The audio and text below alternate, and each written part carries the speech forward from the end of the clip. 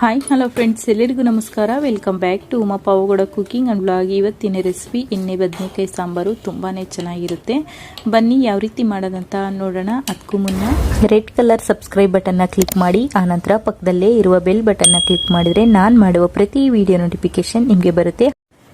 ಎಣ್ಣೆ ಬದನೆಕಾಯಿ ಅಂದ ತಕ್ಷಣ ಫಸ್ಟ್ ನಮಗೆ ಬದನೆಕಾಯಿ ಬೇಕಾಗುತ್ತೆ. ಇಲ್ಲಿ ನಾನು ಒಂದು 10 ಬದನೆಕಾಯಿನ ಕಟ್ ಮಾಡಿ ನೀರಲ್ಲಿ ಹಾಕಿ ಇಟ್ಕೊಂಡಿನಿ. ನೋಡಿ, ಈ ರೀತಿ 4 ಭಾಗ ಮಾಡಬೇಕು. ಉಳ್ಕನೆಲ್ಲ ನೋಡಿಕೊಂಡು ಇಟ್ಕೋಬೇಕು.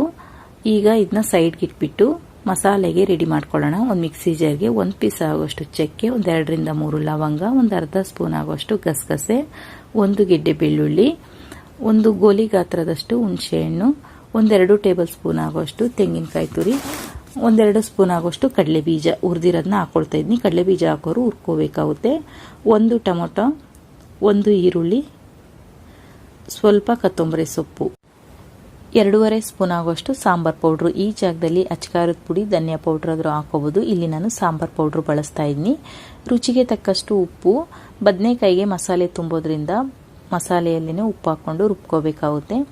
ಈಗ ಸ್ವಲ್ಪ ನೀರು ಹಾಕ್ಕೊಂಡು ನುಣ್ಣಗೆ ರುಬ್ಕೊಳ್ಳೋಣ. ನೋಡಿ, ಈ ರೀತಿ ಗಟ್ಟಿಯಾಗಿ ನುಣ್ಣಗೆ ರುಬ್ಕೋಬೇಕು.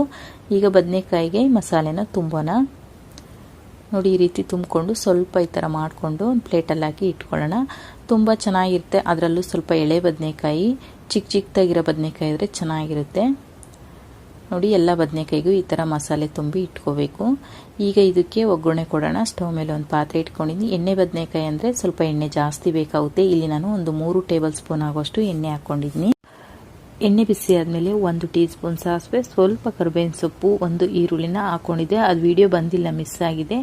ಈಗ ಇದನ್ನ ಸ್ವಲ್ಪ ಚೆನ್ನಾಗಿ ಫ್ರೈ ಮಾಡ್ಕೊಳ್ಳೋಣ. ಈರುಳ್ಳಿನ ನೋಡಿ, ಈರುಳ್ಳಿ ಎಲ್ಲ ಚೆನ್ನಾಗಿ ಫ್ರೈ ಆಗಿದೆ. ಈಗ ಮಸಾಲೆ ತುಂಬಿಟ್ಕೊಂಡಿದ್ವಲ್ವ ಬದನೆಕಾಯಿನ ಹಾಕ್ಕೊಳ್ಳೋಣ.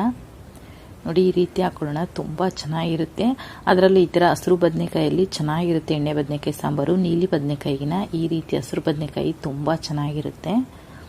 ನೋಡಿ, ಈ ರೀತಿ ಎಲ್ಲ ಹಾಕ್ಕೊಂಡು ಈಗ ಇದನ್ನ ಒಂದು 3 ರಿಂದ 4 ನಿಮಿಷಗಳ ಕಾಲ ಎಣ್ಣೆಯಲ್ಲೇ ಚೆನ್ನಾಗಿ ಹುರ್ಕೊಳ್ಳೋಣ. ನೋಡಿ, ಈ ರೀತಿ ಎಲ್ಲ ಹುರ್ಕೊಂಡು ಈಗ ಮಿಕ್ಕಿರೋಂಥ ಮಸಾಲೆನ ಹಾಕ್ಕೊಂಡು ಎಷ್ಟಕ್ಕೆ ಬೇಕೋ ಅಷ್ಟಕ್ಕೆ ನೀರು ಹಾಕ್ಕೊಂಡು ಹೆಚ್ಚಿಸ್ಕೊಳ್ಳೋಣ. ಇಲ್ಲಿ ನಾನು ಸ್ವಲ್ಪ ಸಾಂಬಾರ್ ಟೈಪೇ ಮಾಡ್ತಾ ಇದ್ದೀನಿ, ಎಣ್ಣೆ ಬದನೆಕಾಯಿ ಸಾಂಬಾರನ್ನ. ನಿಮಗೆ ಯಾವುದಕ್ಕೆ ಬೇಕೋ ಆವದಕ್ಕೆ ಮಾಡ್ಕೋಬೋದು. 1 ಟೊಮೊಟೊ ಹಾಕೊಳ್ಳೋಣ.